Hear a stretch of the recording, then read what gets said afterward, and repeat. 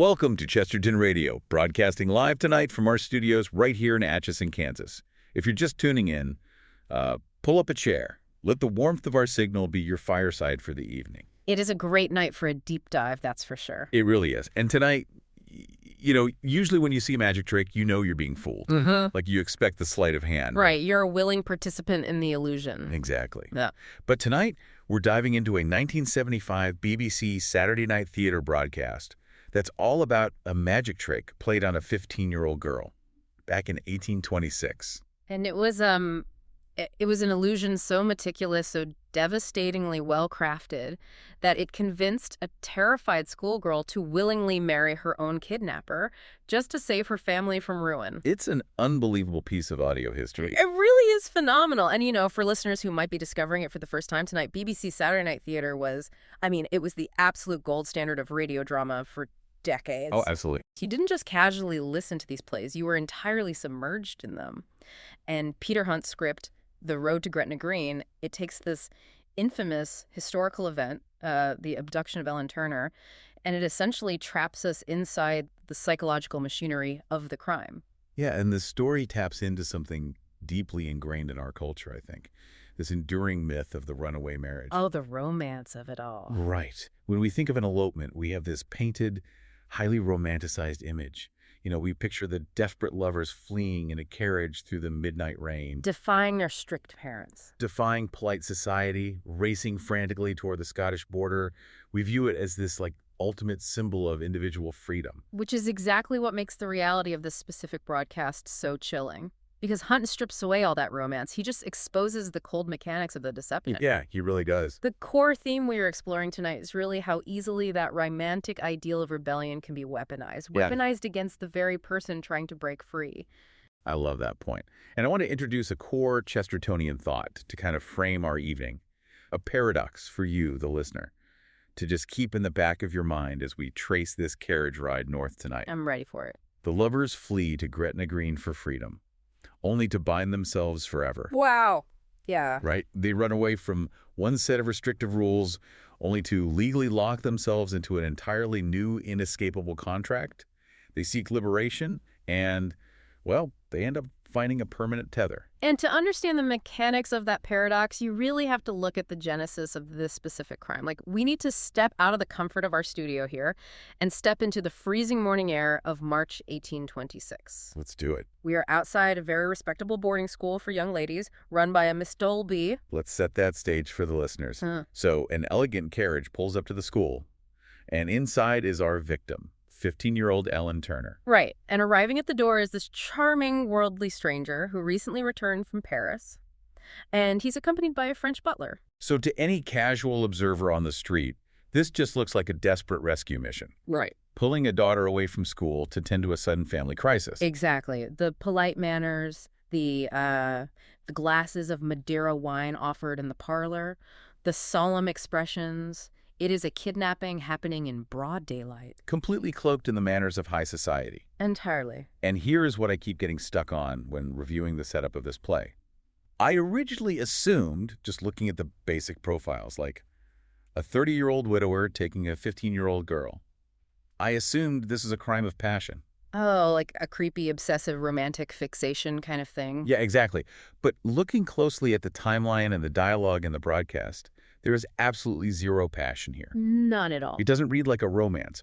It reads like a hostile corporate takeover. That is a perfect way to put it. I would argue it is exactly a corporate acquisition. The man orchestrating this, Edward Gibbon Wakefield, he views Ellen Turner purely as an asset. Just a line on a ledger. Yes. And he achieves this takeover using paper and presentation. His initial weapon is a forged letter.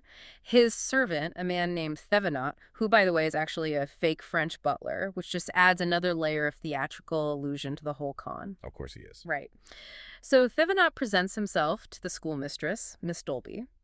He claims to be the Turner family's new butler and hands over a letter supposedly written by a family physician, a Dr. Ainsworth. I want to look at the specific text of that forgery, actually, because the psychological pressure it applies is just brilliant. It really is a masterclass in manipulation. The letter claims that Ellen's mother, Mrs. Turner, has been seized by a sudden and dangerous attack of paralysis at their family estate, Shrigley Hall. Right. Now, a sloppy criminal would just, send the girl home immediately. But Wakefield layers it with empathy and logistics. The devil is always in the details with this guy. The fake doctor writes that Mrs. Turner is highly anxious, but that she doesn't want Ellen to know the full, terrifying extent of the medical danger. Right, because the girl might be frightened during the carriage ride. Exactly. And then he adds this phenomenal postscript. He writes, "The servant is instructed not to let the boys drive too fast, as Miss Turner is rather fearful in a carriage." Okay, that one sentence. That is the linchpin of the whole operation. It absolutely is. I mean, put yourself in Ms. Dolby's shoes as you're listening tonight.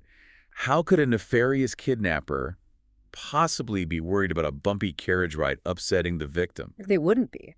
By adding that minor paternal instruction about driving slowly, Wakefield completely disarms the schoolmistress's protective instincts. Yeah. It's just the perfect camouflage of care. It creates an impenetrable illusion of legitimacy. And furthermore, the letter actually gives Miss Dolby a script to use. Oh, right, the white lie. Yeah. It instructs the schoolmistress to tell Ellen a white lie, to inform the girl that she is simply going home early to help her mother with a move to a new house. Which is so devious. It is, because in doing this, Wakefield turns the designated guardian into an unwitting accomplice. Miss Dolby actually hands Ellen over, feeding the child exactly the narrative Wakefield requires to get her out the door smoothly. So Ellen steps into the carriage with this handsome, authoritative stranger, completely unaware that the door closing behind her is literally the springing of a trap. And this is where the claustrophobia of the audio drama really begins to tighten around you. Oh, yeah. Once she is in that moving box, miles away from her school, her friends, her safety net, Wakefield, begins to just turn the psychological screws. He initiates this cascade of escalating lies. The first phase is pure geographical disorientation. They reach Manchester, and Ellen naturally assumes, "Wonderful, we are close to Shrigley Hall. I will see my mother very soon." But the carriage doesn't stop. No, it keeps rolling. And Wakefield pivots the narrative. He tells her the destination has changed. He reveals that her father is not waiting for them at home, and then he drops a bomb. He says her father's bank in Macclesfield has catastrophically failed. And not just failed. Her beloved papa is suddenly burdened with an unfathomable £60,000 in debt. Which, to a 15-year-old in 1826, £60,000 is an abstract, apocalyptic sum of money. It's world-ending, and Wakefield paints a vivid, terrifying picture for her. He tells her that her father is currently fleeing from sheriff's officers, dodging the authorities to avoid being thrown into a miserable debtor's prison. He introduces the specter of absolute, total familial ruin. Yes. And you have to admire, in a horrified way, how Wakefield plays his own role in this fiction. Oh, his performance within the performance is incredible. Because Ellen, she's desperate to help, right? She immediately offers her own resources. She says, "But I am an heiress. My inheritance is massive. Can't my fortune clear Papa's debt?" And Wakefield, playing the reluctant, sorrowful bearer of bad news, he explains that her father cannot legally touch a single penny of her fortune without her legal consent, which would require a solicitor. Notice how he operates here. He doesn't just lie. He builds an airtight, logical structure around the lie. Exactly. He creates a problem, and then he systematically eliminates every obvious solution, trapping her in his fabricated reality. And he keeps the carriage moving. Right. They push on to Halifax, and the lies just compound. So he's got her in the carriage, and she thinks she's going home. But home is in Cheshire. Suddenly, they're heading north toward Yorkshire, and then up into the bleak Pennines toward Kendal. The geography is shifting constantly under her feet. Why all this frantic movement? Because the destination was never Shrigley Hall. The destination was jurisdiction. Wakefield is isolating her both geographically and psychologically. Breaking her down. By the time they reach Kendal, deep into the freezing night, she is exhausted, she is terrified, and she is completely unmoored. And this is when he drops the final devastating anvil. The uncle. Yes. He claims that a wealthy uncle in Blackburn, who was supposed to be the financial savior bailing her father out, has also gone bankrupt. So the safety nets are just being cut one by one. Precisely. And he adds the fatal blow. This uncle holds the deed to their family home, Shrigley Hall, as security. So if the uncle falls, the estate falls. So the house, the land, the parents' entire livelihood, they're standing in polite society. It is all evaporating into the night air. Unless this is the exact moment the jaws of the trap snap shut.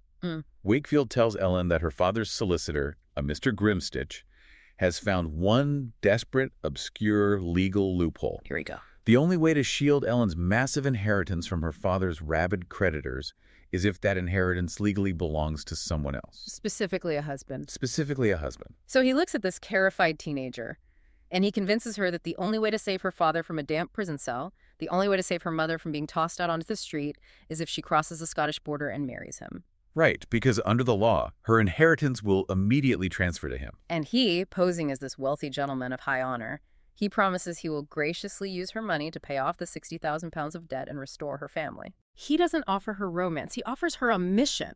Wow. Yeah, he does. He casts her as the tragic heroine of her own family's disaster. He leverages her virtue, her love for her parents, against her. It is a masterpiece of manipulation because he makes the victim believe that her surrender is actually an act of noble sacrifice. It is utterly chilling. But I have to stop and ask the fundamental question regarding the architecture of this crime. Why? The motive. Yeah. What is the engine driving Edward Gibbon Wakefield?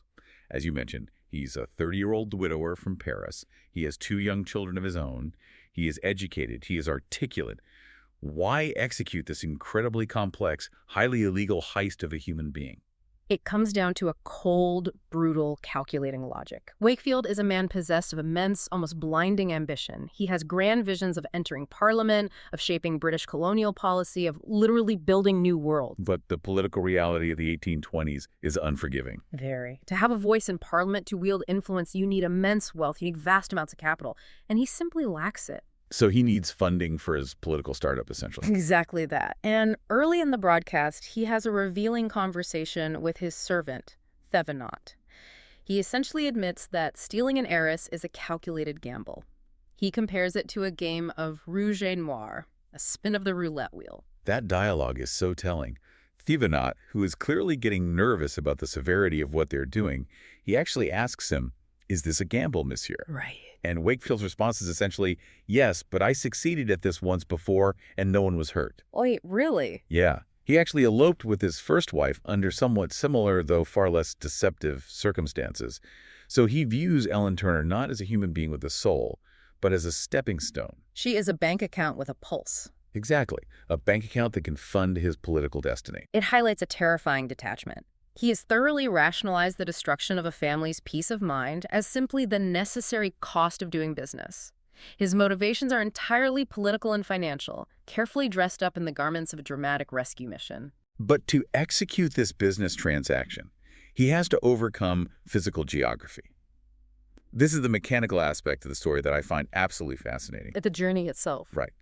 Wakefield's plan requires him to drive his carriage frantically, nonstop, exhausting horses and riders, pushing through the freezing mud of the night. From Manchester to Halifax, up to Kendal, then Carlisle, and finally across the border. It's a punishing route. Why this desperate journey? Like, if he has already successfully kidnapped her, why doesn't he just find a corrupt priest in Manchester or London and force her to say the vows there? Because English law stood in his way like a fortress wall. And this brings us to the crucial historical and cultural context of the drama. Why do they have to go to Gretna Green? Right. The name is globally synonymous with runaway lovers, but the reality behind the romantic myth is rooted in incredibly strict legislation.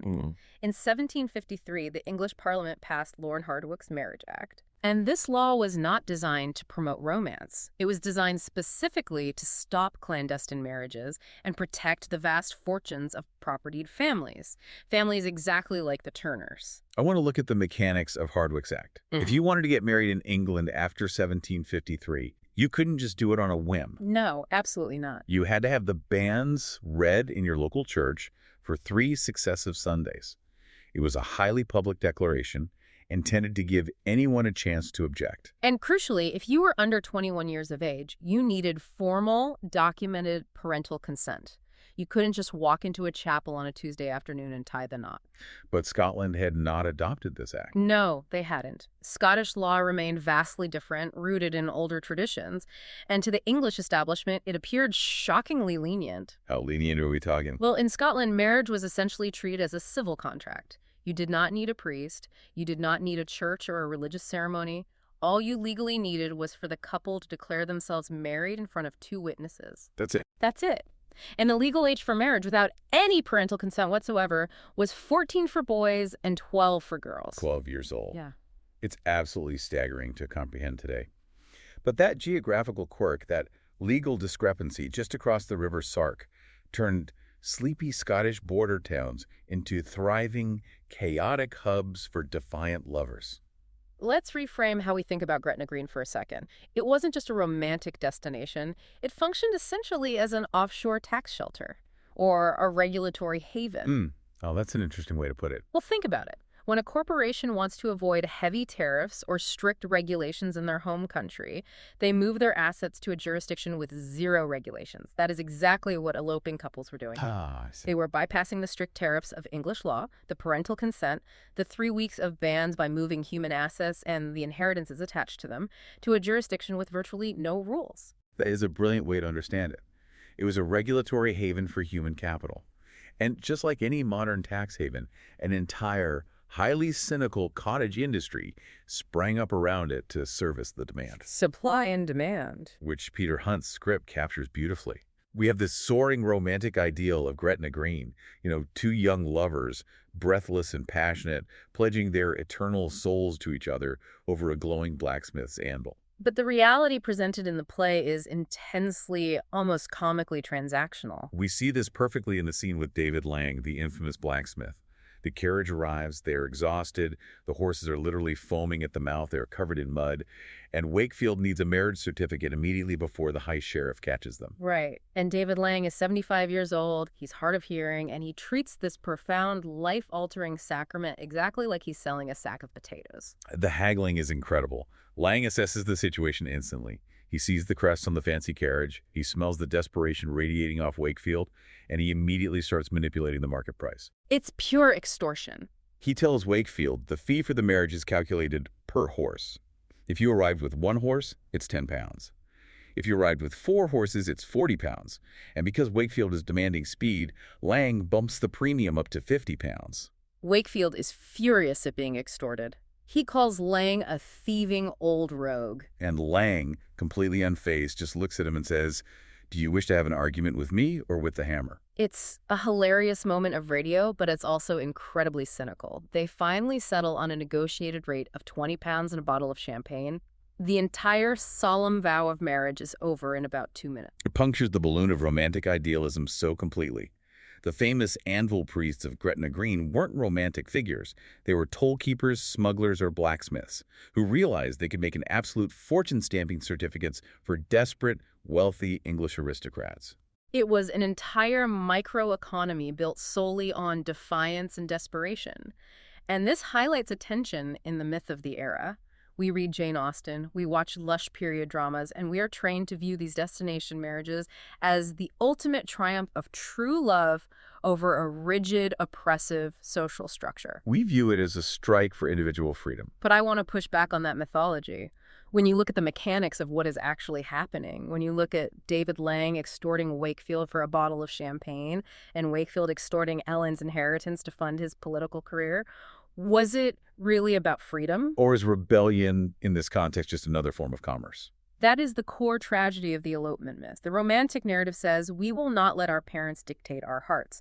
But the irony, and this ties directly back to your Chestertonian paradox from the beginning, is that in their desperate bid for freedom, these young women were engaging in a highly commodified system. They were paying a premium to a cynical blacksmith to legally bind themselves for life to a new authority. They swapped the authority of the father for the absolute legal authority of the husband, and the toll keeper on the border took his cut. It's a bleak realization, but it is exactly this tension between the soaring romance of the myth and the gritty transactional reality that makes this specific story so perfectly suited for the medium in which it was told. The radio broadcast. Yes. I want us to spend some time analyzing the craft of this BBC broadcast, because Peter Hunt's script is a masterclass in writing for the ear.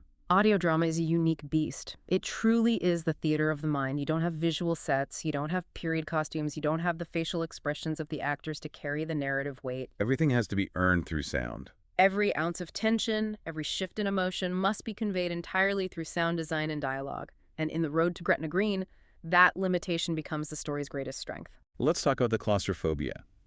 For a massive portion of this play, you, the listener, are effectively trapped inside a moving box.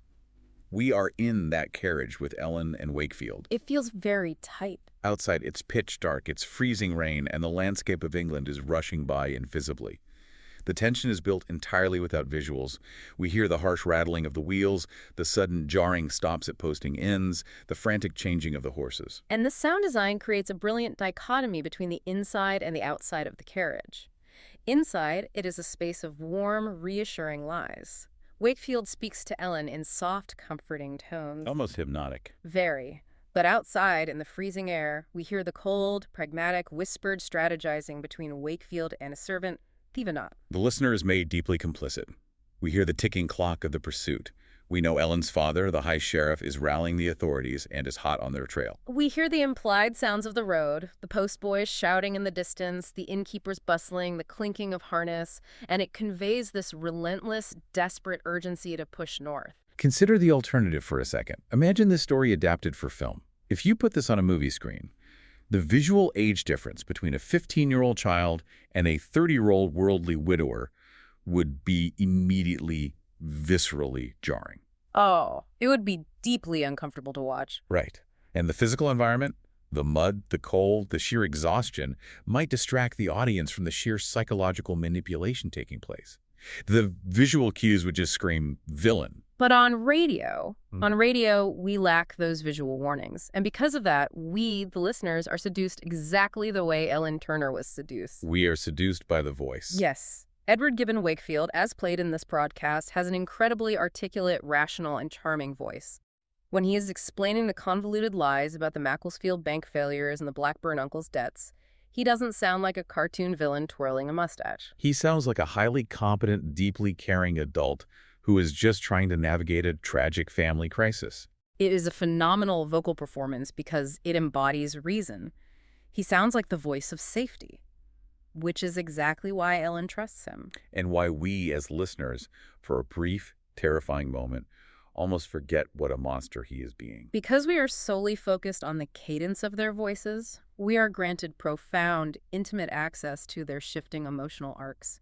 We hear the slight hesitations, the sudden intakes of breath, the quiet moments of supposed vulnerability. The emotional arcs in this play are incredibly complex, and I want to dive into the characters themselves. Let's look at Ellen Turner. She doesn't start the play as a tragic victim waiting to be rescued. Picture yourself sitting in that parlor at Miss Dolby's school. She starts as a typical teenager. She does. She is stuck at school, enduring lessons in arithmetic and music, and she is profoundly bored. Just itching for something to happen. Early in the carriage ride, before the lies begin, she explicitly tells Wakefield she wants a spice of adventure. She dreams of traveling to Paris, of seeing the pyramids. She wants to break out of the mundane, suffocating expectations placed on young ladies of her social class. She represents that universal adolescent desire to break out of the chrysalis. Right. But her journey is a brutal, rapid awakening. She goes from a girl craving a romantic adventure to a daughter terrified for her parents' lives to a young woman making a genuinely brave, sacrificial decision. She agrees to marry a stranger to save her father from prison. It is an act of immense nobility, but it is built entirely on a foundation of manufactured lies. And then comes the devastating shattering of the illusion. The frantic chase finally ends in Calais, France. Her father, along with his solicitor, Mr. Grimstitch, catch up to them at a hotel. The moment of truth. Her father walks into the room, and in an instant, Ellen realizes the truth. Her mother isn't paralyzed. The banks haven't failed. The family estate isn't lost. The great adventure she thought she was on was actually a meticulously planned, cynical kidnapping. The disillusionment you hear in her voice is palpable. She says something to the effect of, "I feel as if I've grown up very fast." Oh, that line breaks your heart. In the span of just 4 days, her innocence is entirely stripped away. Not physically, but psychologically. She realizes that the handsome stranger who held her hand and promised her the world simply viewed her as a bearer bond. But the narrative refuses to let us neatly categorize the characters, and this is where Wakefield's contradiction becomes fascinating. If we look at the raw mechanics of his actions, he is a calculating criminal. He executed a human heist.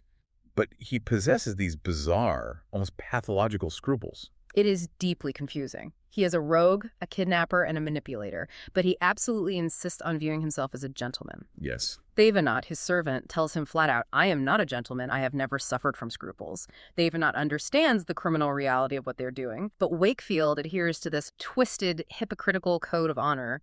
which leads to the most crucial and perhaps most surprising revelation of the entire ordeal. Over the 4 days and nights they spent together as husband and wife, traveling in the carriage through England, crossing into Scotland, taking a ship into France, staying in various inns and hotels, Wakefield never touches her. He treats her purely as a sister. He never once consummates the marriage. And he makes sure she knows it. He later tells her that he specifically instructed his legal counsel not to press her on those intimate details in court, claiming he wanted to spare her reputation. Which is such a strange flex for a kidnapper. Right. But this strict adherence to his bizarre gentleman's code is ultimately what saves her standing in society. Because the marriage was unconsummated, it allows Parliament to easily annul it, allowing her to eventually return to a normal life. It forces us to examine his compartmentalization of morality. He believes his grand intellectual and political goals completely justify the theft of her property, meaning her massive inheritance. He is perfectly comfortable inflicting unimaginable psychological terror on her parents. But his class conditioning, his rigid definition of being an English gentleman, prevents him from violating her physical person. He separates financial violence from physical violence. I have to ask you, and I ask everyone listening tonight, can a man be a total scoundrel and a true gentleman at the exact same time? That's the million-dollar question. He steals a child from her school. He lies to her face for days. He views her as a casino chip. But because he didn't physically assault her, he considers his honor intact. It is deeply hypocritical, yet undeniably human in its inconsistency. We humans are incredibly adept at drawing arbitrary moral lines that allow us to commit atrocities while still sleeping soundly at night. It is a moral ambiguity that naturally invites a broader philosophical reflection. Because stories like this, they don't just stay trapped in the amber of 1826. They resonate across centuries. Let's ground ourselves for a moment, just sitting here in the quiet of the studio, watching the lights on the audio board blink. Why do these stories of runaway marriages, of desperate midnight escapes, hold such incredible, enduring power over our collective imagination? I think they tap into the ultimate, universal human desire to break free from authority. Whether that authority is our parents, boarding schools, societal expectations, or just the dull, crushing routine of daily life. We all have a Gretna Green in our minds. We really do. We all harbor a fantasy of a place where the rules don't apply, where we can reinvent ourselves overnight through one bold, defiant action. We want the shortcut to destiny, want the magic trick to be real. But as Chesterton would point out, the shortcut is almost always a trap. We rebel against the known visible authority, only to unknowingly submit ourselves to an unknown, far more dangerous one. Right. Ellen rebelled against Miss Dolby's arithmetic lessons and found herself legally bound to a sociopath. And yet, history provides the ultimate staggering reversal in this story. The aftermath of this broadcast is almost harder to believe than the kidnapping itself. It really is. We leave the audio drama with Wakefield facing the music. He is arrested in Calais and taken back to England. He stands trial in Lancaster. Ellen, showing incredible fortitude for a teenager who has been through hell, takes the stand and testifies against him. The marriage is nullified by a special act of Parliament. It literally required an act of the British government to undo the drunken blacksmith's work. Wakefield is convicted of conspiracy and abduction, and he is sent to the infamous Newgate prison to serve a 3-year sentence. You'd think that's the end of the story. The villain is vanquished, rotting in a miserable cell, his political ambitions turn to ash. But it isn't the end, not even close. While sitting in a cell in Newgate, surrounded by the worst of London's underclass, this convicted kidnapper doesn't just waste away, he begins to rigorously study. He studies the abysmal conditions of the prisoners. He analyzes the penal system, and he becomes obsessed with the British policy of sending convicts to Australia. And he starts writing. He writes brilliant, transformative, deeply humane books on capital punishment and colonial reform. He writes a phenomenal tract called A Letter from Sydney, despite having never been to Sydney. Right. And this writing completely revolutionizes British thought on how colonies should be managed. He argues vehemently against the brutal convict system and advocates for the systematic, ethical colonization by free settlers. He eventually becomes a revered colonial statesman. He is instrumental in the founding of South Australia and New Zealand. His influence on the shape of the British Commonwealth is colossal. The paradox of the man is almost too massive to comprehend. It really is. Let's just sit with that paradox for a second, because it is staggering. Look at the mechanics of his life. The man who tried to forcefully colonize one young woman's life, who tried to annex her inheritance to fund his own ambition, ends up legitimately building colonies for an entire nation. The ambition was exactly the same. Hmm. Only the scale and the legality changed. It forces us to ask deeply uncomfortable questions about the nature of historical greatness. Are the ruthless, singular, emotionally detached qualities that make a man capable of kidnapping a teenager the exact same qualities required to envision and execute the founding of a new country across the globe? Does building an empire require a mind that views human beings as assets? Wakefield's ambition might belong to the grand stage of the 19th century, but the underlying human impulses driving this entire story, the manipulation, the desire for escape, the illusion of control, are incredibly modern. Let's bring the carriage off the cobblestones and onto the modern highway. The themes of individualism versus commitment are just as relevant today. Ellen told Wakefield she was tired of arithmetic and music. She wanted adventure. Today, we often seek the exact same escape. We absolutely do. We scroll through our feeds, we look at our mundane routines, our spreadsheets, and our commutes, and we crave high drama. We want the cinematic moment. We do. And this is where the danger lies. We mistake high drama for deep connection. We think the adrenaline of a frantic carriage ride, or the modern equivalent, the whirlwind romance, the sudden elopement, the dramatic discarding of our past, is proof of passion. We think the pounding heart means it's real. But it's often just motion. It's just running. And we have to look closely at the currency of control in these situations. Wakefield used manufactured urgency to strip Ellen of her agency. He told her, "The banks are failing, the sheriff is coming, we must move, and now W." Right. That manufactured urgency prevented her from stopping to think, wait, let me talk to my uncle, let me see a newspaper. That is such a vital point. Manufactured urgency is a primary tool used to bypass critical thinking. Have you ever received a phone call from a scammer saying your bank account is locked, or a politician telling you the country will end tomorrow if you don't act? They create a crisis, so you will hand over your agency. They force you into the carriage. Exactly. There is a profound danger in letting someone else write your narrative. Wakefield walked into Ellen's life and offered her a prepackaged story. He said, "You are not a bored schoolgirl. You are the tragic heroine saving her ruined father." And she stepped right into the role he wrote for her, abdicating her critical thinking for the thrill of the plot. How often do we do that today? We meet someone charismatic, someone who seems to have all the answers, and we let them cast us in their manufactured dramas. We ignore the red flags. The changing stories, the sudden urgencies, the isolation from our friends and family. We ignore it all because the role they've given us feels so important. We want to be the hero of the movie they are directing. Wakefield used the physical geography of England to isolate Ellen, moving her from Manchester to Halifax to Kendal. Today, psychological isolation works much the same way. The confident, relentless narrative of a manipulator can cut you off from reality just as effectively as a carriage ride through the freezing Pennines. Which brings us to the quiet, unglamorous truth about true commitment. The insight I want to offer here, the real takeaway from Ellen's ordeal, is that true romance, true commitment, is rarely found in the frantic sprint to the border. It's not found in the adrenaline of defying authority. No. It's usually found in the boring arithmetic of daily life that Ellen wanted so desperately to escape. It is found in the daily choices, the consistency, the transparency, the absolute absence of manufactured urgency. Love isn't a magic trick. It's not a sleight of hand that suddenly resolves all your problems and pays off your debts. It's the slow, steady, often uncinematic work of building a life together without illusions. And that is the tragedy of Ellen Turner.